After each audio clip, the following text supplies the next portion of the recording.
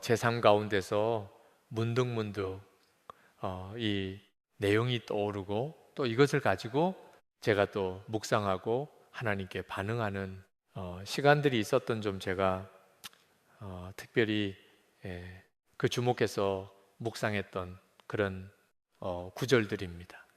오늘 이 말씀을 가지고 여러분들과 나누려고 하는데요.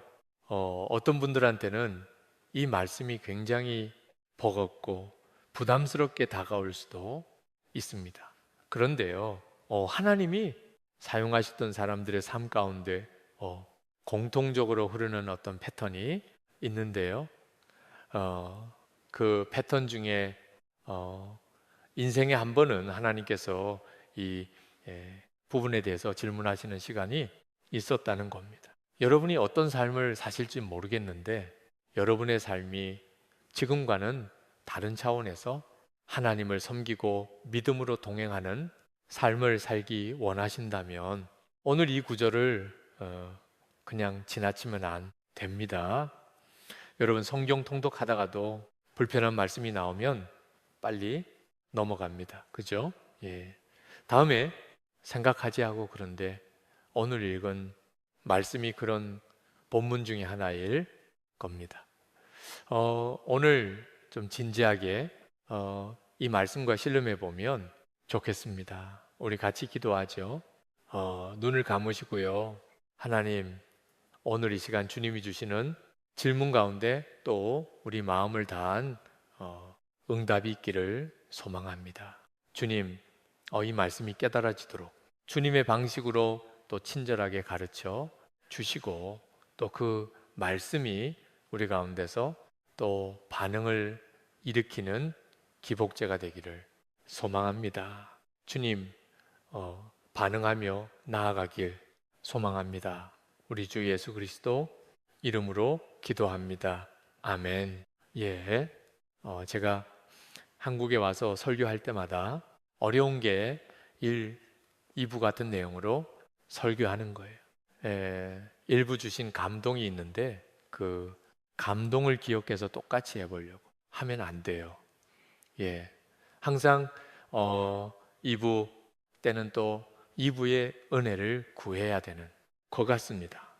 자, 우리가 인생을 살다 보면요, 내가 원하는 것과는 다른 것을 주신다고 느껴지는 시간들을 지납니다. 내가 간절히 원하고 구하는 무언가에 대해서 막연하게 계속 기다리게 하시는 하나님을 만납니다. 그렇죠? 또 그런가 하면 어떤 시기를 지날 때는요, 정말 밀도 있게 하나님 이런 것까지 생각해 주시고 계셨어요? 이렇게까지 저를 배려해 주시는 거예요 라고 느껴지는 그런 시간대를 지나고 정말 5분 단위로 기도에 응답이 있는 것 같은 그런 시간을 지나기도 합니다. 이게요.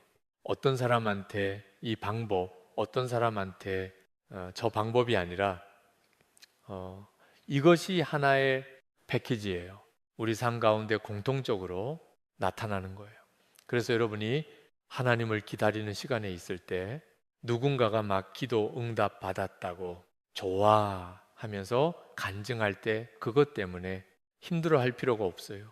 예, 다 패키지이기 때문에 그래요. 자, 그런데요, 시간이 지나서 보면 그때그때의 하나님의 인도하심이 결국 하나님의 최선이었구나라는 것을 고백하게 되는 그런 시간을 또 지나가게 되죠. 오늘 아브라함이 삶 가운데 만났고 고백하게 되는 하나님은요, 자기의 주장과 고집과 방식이 죽어져야만 만나는 하나님의 모습이에요. 예, 아브라함의 삶 가운데 하나님께서 다양한 방식으로 하나님이 어떤 분이신지를 보여주십니다. 그런데 오늘 이 장면은 참 특별합니다. 하나님이 2절에 말씀하시죠. 내 아들, 내 사랑하는 독자 이삭을 데리고 모리아 땅으로 가서 내가 내게 일러준 한 산, 거기서 그를 번제로 드려라. 하나님께서요, 말씀하세요. 내 아들, 내 사랑하는 독자 이삭. 하나님께서 아브라함이 독자인 이삭을 너무너무 사랑한다는 것을 알고 계셨어요. 그랬기 때문에 이 명령을 하시는 거예요. 자, 아브라함이 생각이 복잡했겠죠. 너무 당혹스러웠을 겁니다. 그런데 저는 아브라함이 이미 이 시험에 맞닥뜨려져서 이것을 핸들할 수 있는 능력을 갖게 됐구나라는 걸 보게 됩니다. 왜냐면요, 아브라함이 아침에 일찍 일어나 나귀의 안장을 채우고, 자, 아브라함이 생각이 복잡했을 겁니다. 아니, 그렇게 오랜 동안 기다리게 하신 하나님께서 마침내 독자 이삭을 주셨는데 이제 와서 데려가신다는 건 무슨 의미일까? 그러면 하나님께서 그동안 내게 약속하셨고 여러 번에 걸쳐서 언약으로 주셨던 그 너희 자손을 통해서 큰 민족을 이루고 내가 이 세상 열방들에게 복을 주겠다고 하신 그 약속은 뭐가 되는가? 복잡했을 거예요. 그런데 아브라함은 일단 아침에 일찍 일어나서 길을 떠납니다. 길을 떠나면서 생각하는 거예요. 이게 가능했던 이유는요. 그동안 아브라함이 경험했던 신실하신 하나님, 약속을 지키시는 하나님, 무언가를 말씀하실 때 대책을 준비하시는 하나님을 경험했던 겁니다. 그동안의 하나님과 아브라함의 관계는요, 하나님께서 일방적으로 그를 부르셔서 약속하시고 축복해 주시는 삶의 연속이었어요. 그런데 딱 하나 요구하셨죠. 믿어라. 믿음 가운데 거해라. 그거 하나 요구하셨어요. 그리고 나서 오늘 이 시점에서 하나님이 요구하시는 것이 있어요. 네가 가장 사랑하는 거, 어떻게 보면 나와 너 사이에 언약의 근간이 되고 네가 나를 신뢰해서 살아갔던 삶에 대한 하나님의 보상으로 주어졌던 그 대상을 너희 손으로 제물로 드리라는 거야. 자, 우리가 하나님 정말 이것만은 안 돼요 라고 하는 무언가를 가지고 있어요. 하나님이 이거를 건드리실까가 불안하고 두려운 그 무언가가 있어요. 그렇죠? 예. 그게 어떤 면에서는 우리의 이삭이 돼요.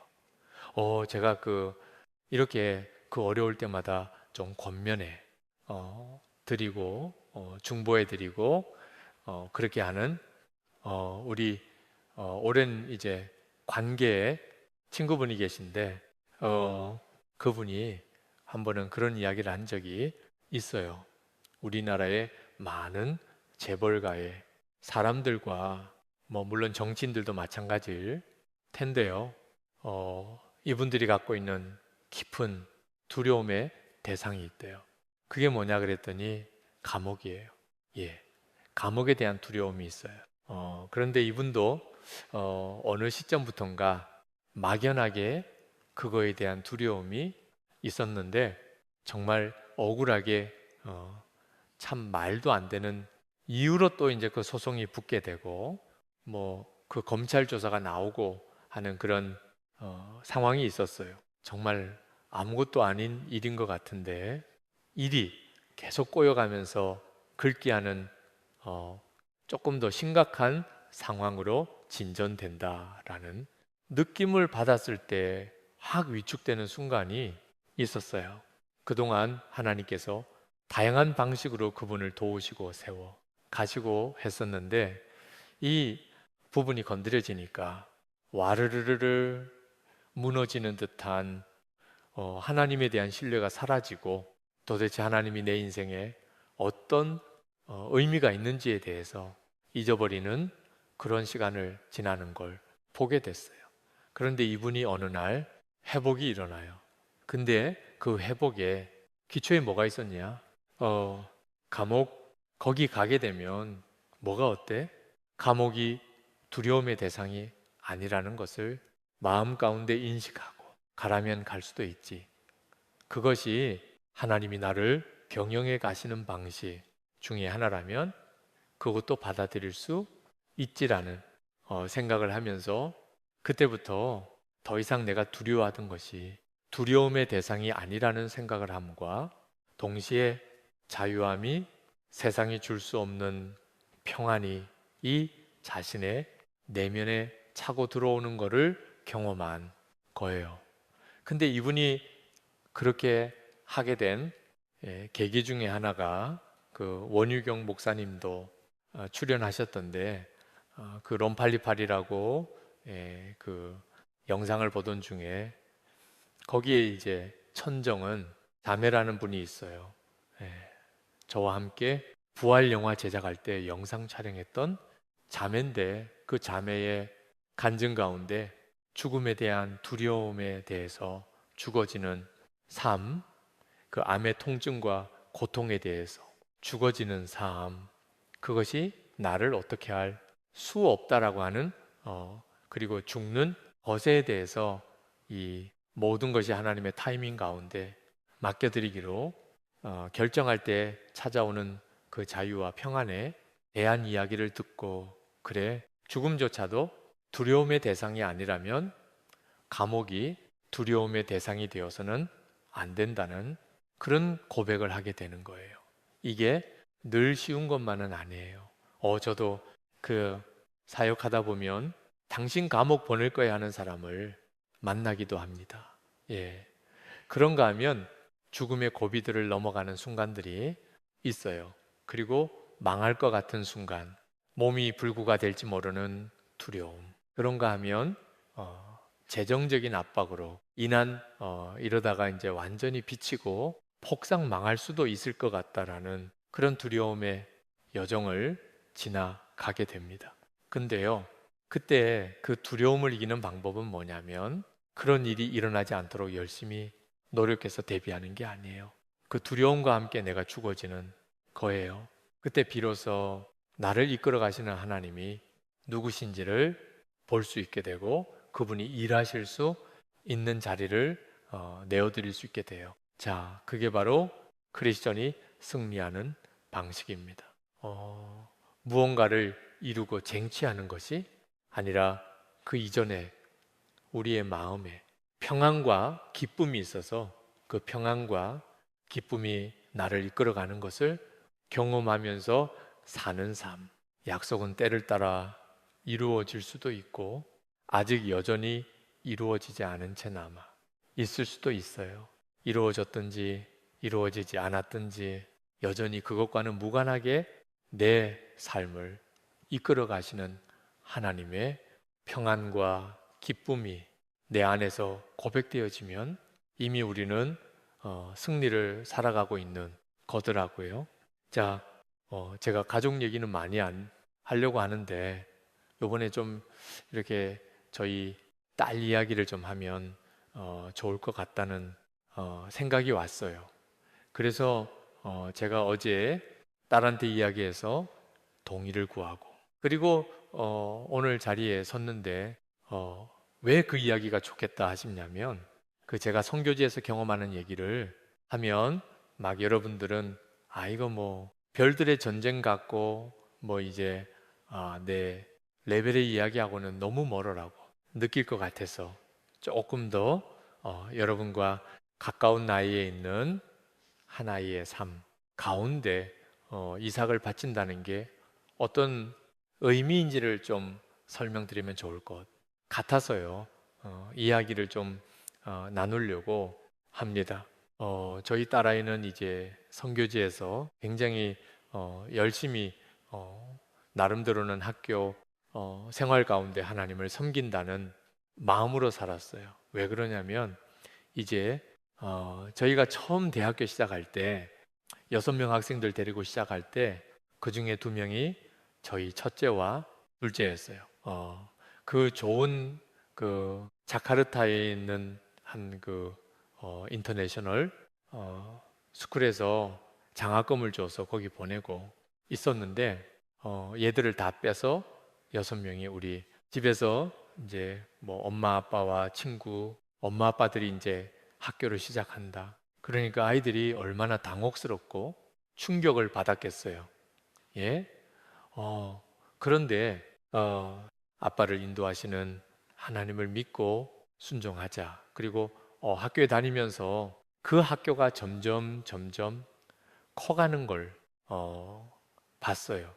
지금은 한 100여 명이 넘는 아이들이 있고 정말 공부할 기회가 없었던 아이들한테 특별한 기회를 주는 그런 학교로 성장하고 있고, 한중일 자녀들이 다 와서 공부하고 또 하나님을 또 특별하게 만나고 경험하는 아이들이 계속 생겨나는 그런 이제 학교로 자라가는데, 그 과정에서 이제 아무래도 아빠가 세운 학교니까 아이가 좀 그 학교를 저희가 학생으로서 다녔다기보다는 그 학교를 아기같이 웃음, 어떻게 학교가 남들한테 그 좀 이렇게 안 좋게 보이지 않으면서 우리 안에 뭔가 이렇게 그 해피한 인바이런먼트를 만들어낼까, 이거를 그렇게 고민하면서 살았던 것 같아요. 여름, 예, 겨울로 또 그 여러 지역으로 가서 미션 트립도 하고 이게 잘 지냈어요. 그런데 아이가 어느 시점부터는 내가 그 인도네시아의 많은 아이들한테 보니 되기 위해서 좀 미국으로 공부하러 가야겠다라는 생각을 했어요. 그리고 또 그 명문학교를 다니지 않고서도 많은 어떤 그 주변의 서포트를 받지 않고서도 좋은 학교 갈 수 있다는 거를 우리 학생들에게 보여주고 학부모들한테도 보여주면 좋겠다라는 그런 이제 마음의 감동이 있었던 것 같아요. 그러고서 이제 미국 유학을 준비를 했어요. 그리고 이제 여러 학교에 어플라이 했습니다. 여러 가지 이제 미비한 부분들도 많았죠.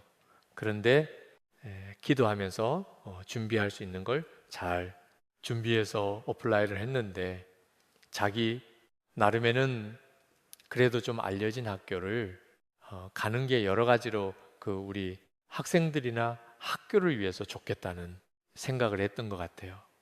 그런 학교 쫙 어플라이를 했는데 그 중에 몇몇 학교들은 가고 싶지는 않지만 좀 안전 장치로 가면 좋겠다라고 한 몇몇 학교들이 있었어요. 그런데 결과가 어떻게 나왔냐면, 가고 싶은 학교들은 거의 다 안 되거나 웨이팅에 걸려 있고, 또 그나마 좀 괜찮은 학교지만 자기 마음에는 정말 가고 싶지 않았던 한 학교에서 풀스칼라십을 주면서 오라 그런 거예요. 그 학교가 이제 스미스 칼리지라는 학교인데 미국 동부에 있는 여예요.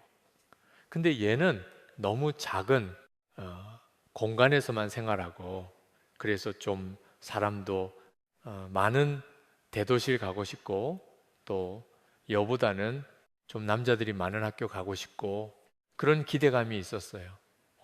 그리고 좀 이렇게 그동안에 하나님 제가 시골에서 좀 그 개발되지 않은 지역에서 고군분투했는데 이제 많은 사람들하고 어울려서 지낼 수 있는 그런 공간을 주세요 하고 나름대로 기도했는데, 딱 보니까 스미스 칼리지 거기다. 여기는 여권 운동을 하던 분 인사들이 많이 배출된 굉장히 리버럴한 학교니까 자기 성향하고도 안 맞는 것 같고, 이제 한숨을 쉬면서 힘든 시간을 보냈어요. 하나님, 나는 그래도 하나님을 위해서 최선을 하려고 하고, 또 그렇게 하나님이 밀어 주시기를 기대했는데 왜 내가 이렇게 가기 싫다고 생각했더니 학교에만 나를, 그것도 장학금을 줘서 붙여주셨냐고, 이제 그게 이제 원망이 됐던 거예요.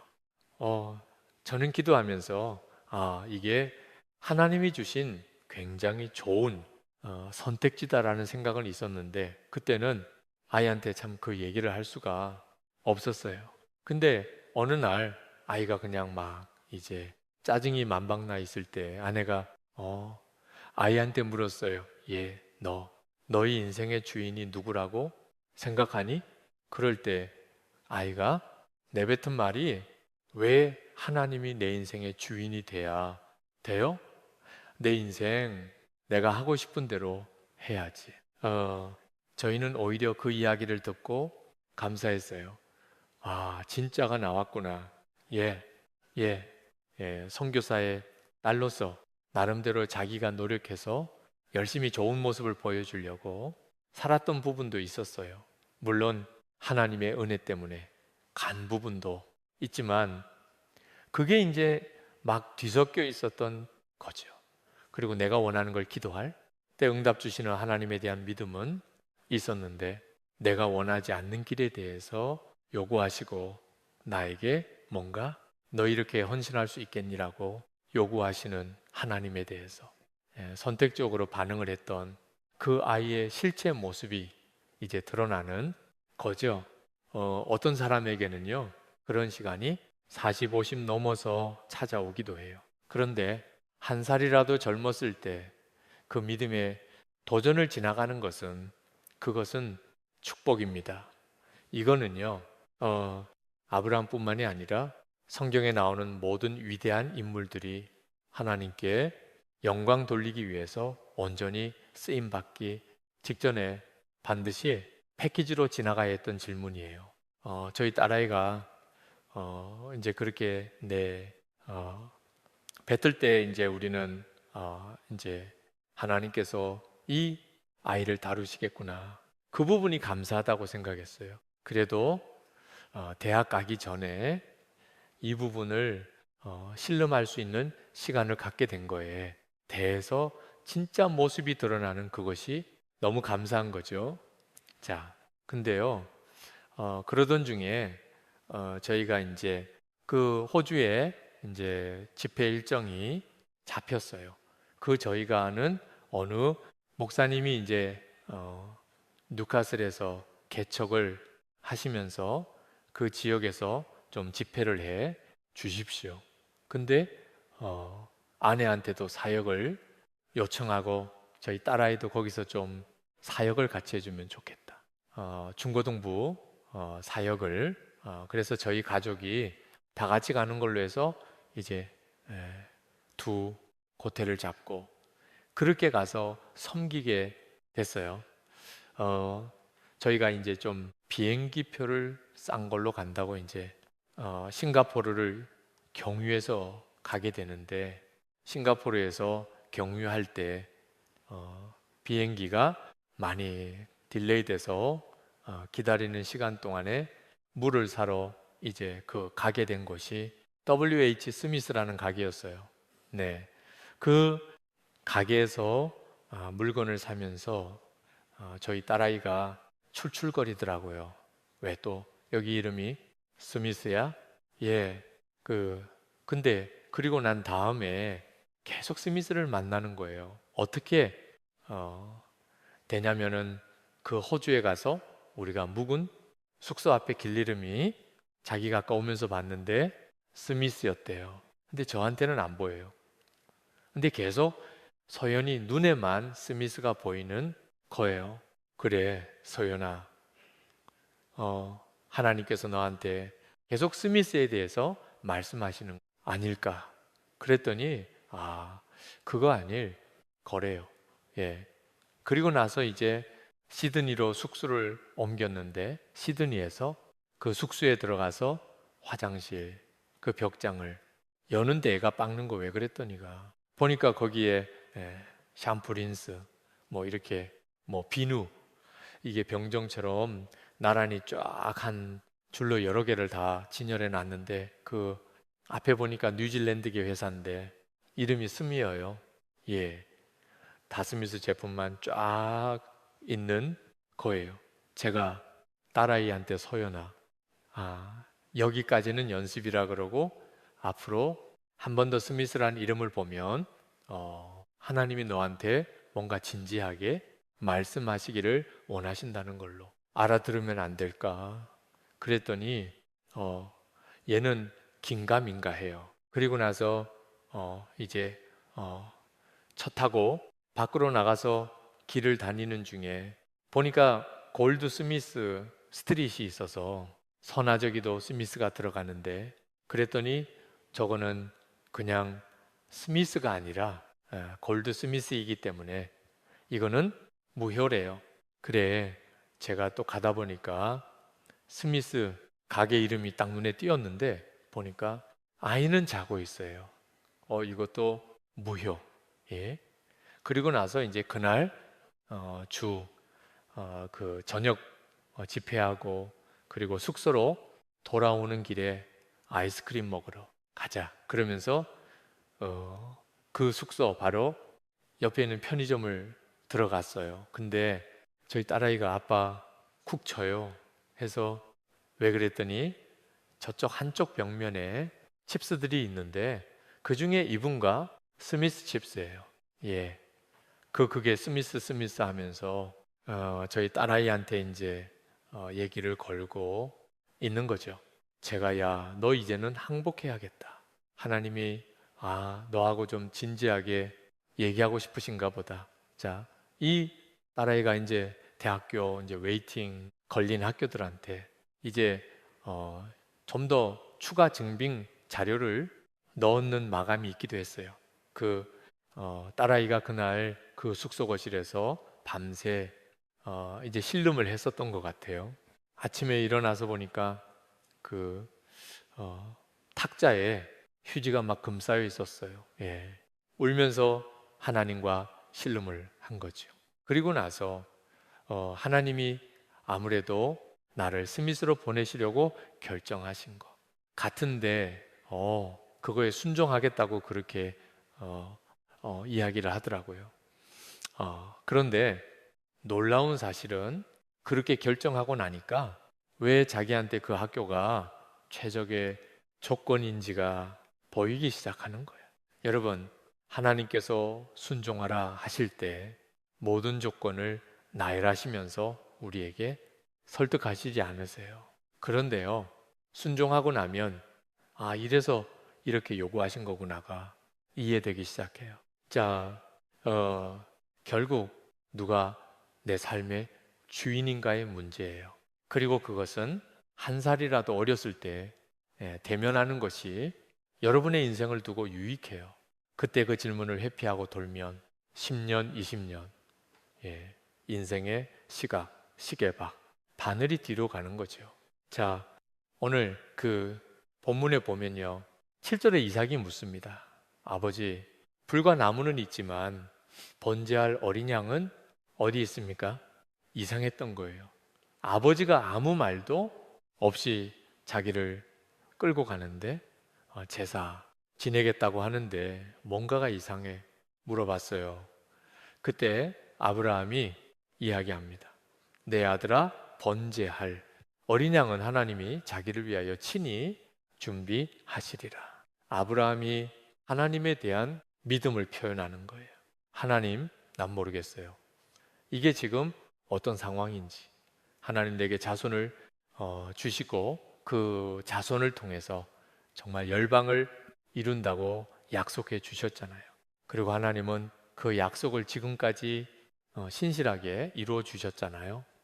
그런데 그 약속을 이루어 가시는 주님의 신실하심의 징표, 그리고 나의 믿음에 대한 반응에 대한 약속, 그 대상인 이삭을 잡아주기라는 것이 무슨 이유인지 모르겠어요. 그런데 한번 끝까지 가볼게요. 내가 거기서 하나님이 예비하신 무언가를 만날 거예요. 어떻게 보면 저희 인생에서도 이런 순간들이 참 많았어요. 정말 자유낙화한다는 느낌으로 그냥 하나님께 모든 걸 맡기고 이렇게 떨어지는 그런 순간들이 있었어요. 잡으시면 잡으시는 거고, 안 잡으시면 계속 떨어지는 거야. 그 내가 보이는 길에 마지막까지가 보는 거예요. 거기에 하나님이 예비하신 새로운 길을 만나요. 하나 여호와께서 친히 준비하시리라. 그 이야기 뭐냐면 하나님에게 대책이 있으실 거야. 지금은 어떤 방식인지 알 수 없어. 설명하지 않으셨으니까. 하지만 하나님의 대책을 신뢰합니다 하는 믿음의 고백이 아브라함에게 있었던 거예요. 그리고 그것이 가능했던 것, 그 삶의 여정에서 하나님을 경험했기 때문이에요. 그래서요, 이 믿음 생활은요, 빈익빈 부익부예요. 한번 믿음의 순종을 통해서 하나님을 경험했던 사람에게 두 번째 순종은 더 쉬워져요. 그리고 세 번째는 더 편안하게 할 수 있어요. 하지만 그 처음에 믿음의 도전 가운데 하나님께 온전히 신뢰를 못했던 삶은 그 다음으로 넘어가는 것이 쉽지 않아요. 그래서 하나님의 예비하심을 만나기 위해서는요, 우리가 칼을 드는 순간까지 믿음으로 가봐야 되는 거예요. 저는 그걸 경험했기 때문에 이야기할 수 있어요. 그때 하나님께서 우리에게 말씀하십니다. 뭐라고 말씀하시죠? 그때 여호와의 사자가 이야기하죠. 그에게 아무 일도 하지 말라.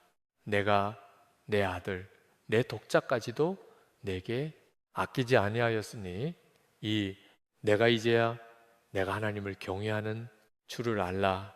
이게 다 무엇에 대한 이야기냐면요, 하나님을 경외함에 대한 거야. 리스펙인가? 또는 성경에서 FE어이행인가어로 표현되어 있죠. 여러분, 하나님과 우리의 관계에 두 개의 수레기가 있어요. 한 축은 하나님을 경외함이에요. 또 하나는 하나님을 사랑하는 것, 하나님을 향한 친밀감이에요. 이 경외함과 친밀감이 두 개의 바퀴가 돼서 우리를 하나님과의 관계 속으로 이끌어가요. 하나님이 이 땅에서 친구가 필요하셨어요. 아브라함에게 말씀하셔요. 내가 하려는 일을 아브라함에게 숨기겠느냐? 하나님이 마음을 나눌 친구를 원하셨어요. 그 대상을 사람으로 택하신 거예요.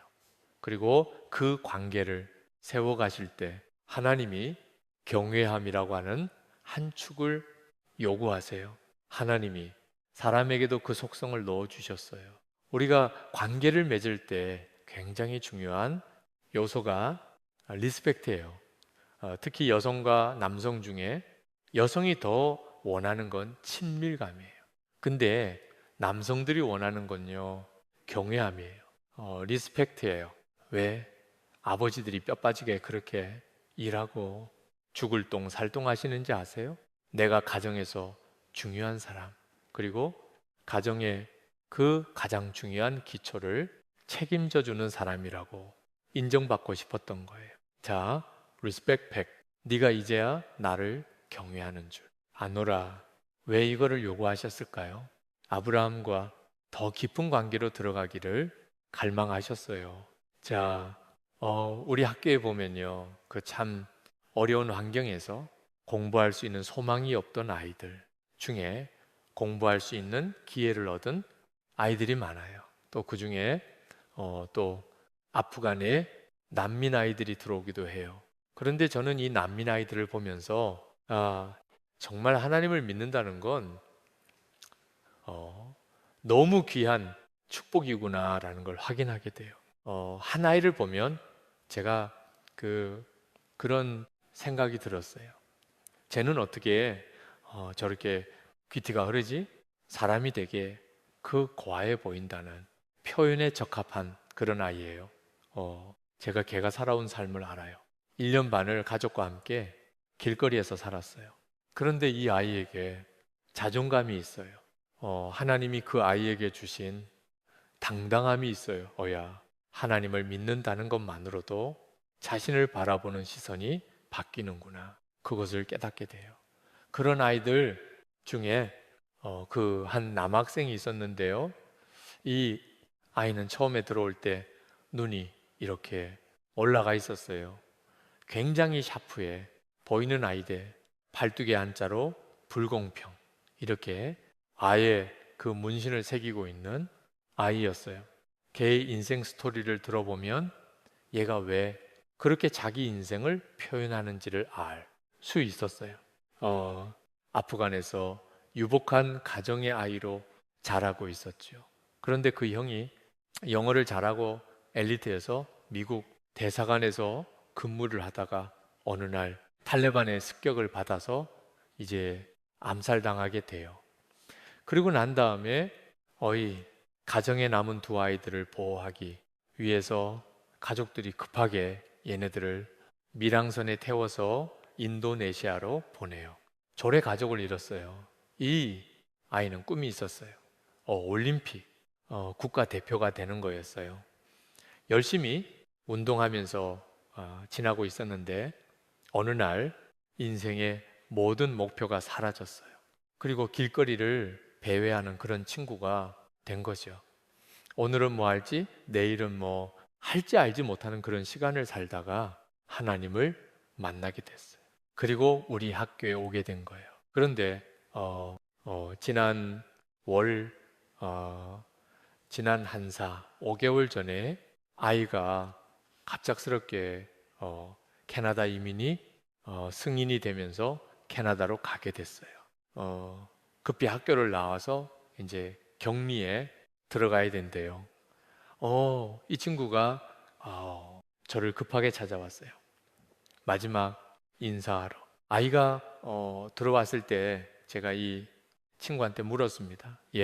네가 팔뚝에 쓴 그 IT노, fair, 이렇게 네가 그 선언하니 내용 아직도 유효하니라고 물어봤어요.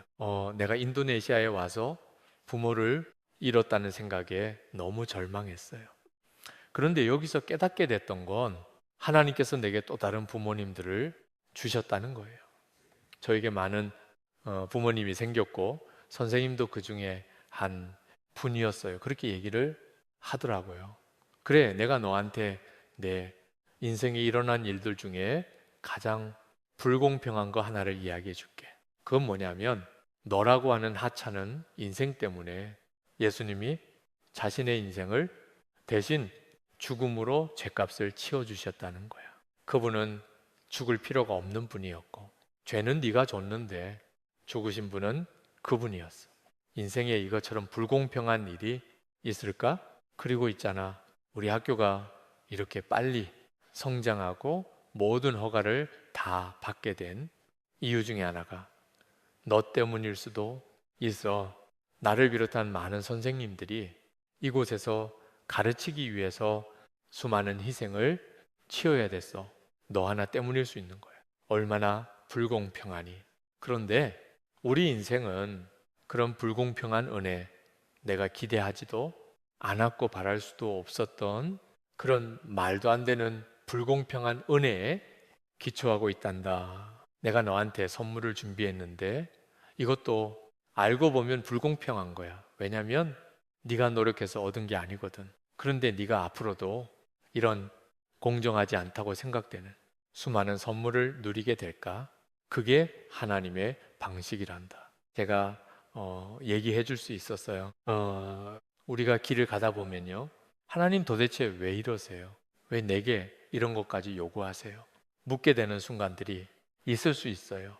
그때는 다 이해할 수 없어요. 그런데 그 배후에 하나님의 특별한 나를 향해 갖고 계신 계획이 있다라는 사실이 믿어지면 그것만으로 충분해요. 그 시간을 지나갈 수 있어요. 여러분, 왜 이런 어려움의 순간을 아브라함에게 주셨을까요? 그건 말이죠. 이 모리아산, 이 모리아산은 예루살렘 인근의 산이에요. 예루살렘에서 하나님께서 당신의 아들을 희생 제물로 죽여야 됐어요. 모리아산에서의 아브라함의 칼든 손은 바로 그것의 예표가 되는 하나님의 요청이었어요. 예루살렘에서 하나님께서 그 아브라함의 시 가운데 당신의 아들을 보내서 그 아들을 통해서 인류를 구원하려고 하는 계획을 갖고 계셨어요. 아브라함과 아브라함의 아들 이삭은 그 하나님의 구속함이라고 하는 그 큰 주제의 한 일부분의 마킹 포인트로서 그 순종을 하나님이 받으시길 원하셨던 거예요. 내가 인류를 위해서 감당할 한 희생이 있는데 네가 그 희생에 예표로서의 믿음의 표현을 해줄 수 있겠니? 하나님께서 요청하세요. 여러분, 왜 나한테 이런 일이 있죠?